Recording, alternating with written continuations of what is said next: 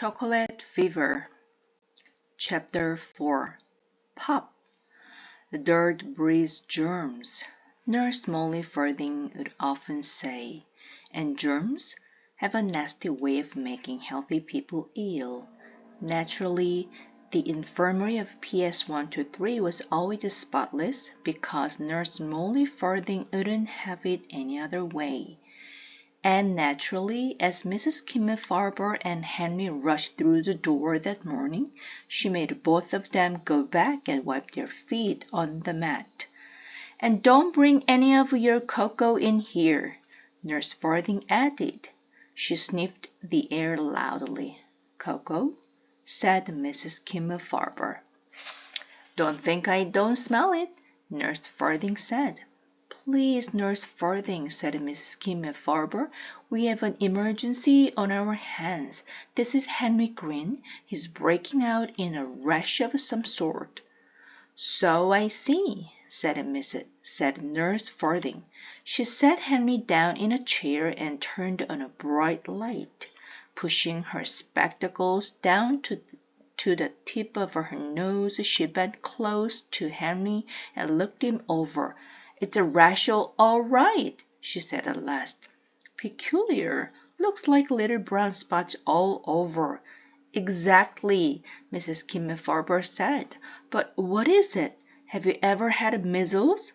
Nurse Fielding asked. "Yes," said Henry, "when I was 5. Chicken pox when I was 3½. Then I'd say you have an unidentified rash.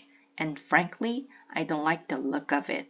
Henry, who up until now was merely frightened, began to feel terrified. Nurse Fielding laid her cool hand on her arm and steadied him. "There, dear," she said. "Nothing to be frightened of. I'm sure it's not serious. How do you feel?" "Not very good," said Henry. "Warm?" "No." "Cold?" "No." "Dizzy?" "No," said Henry. "I just feel strange." "You poor dear," said Nurse Molly Fielding. "You really must be frightened."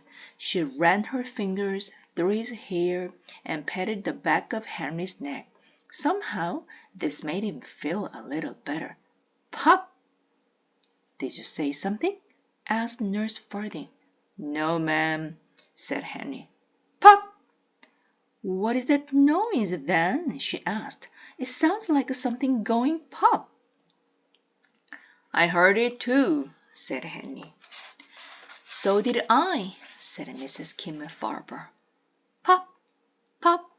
Pop!" Now they all heard it. The sound of popping filled the infirmary. Little pops and bigger pops and poppity-pop-pops kept popping. Henry looked at his arm and in an instant knew where the noise was coming from. His little brown spots were growing bigger and bigger. They were popping out all over him. No longer the size of freckles, they were as big as the chocolate bits his mother used for making cakes and cookies. He could feel them popping out on his arms and face, could feel them growing under his shirt. In less time than it takes to tell it, Henry Green was covered with little brown lumps from the top of his head to the tip of his toes.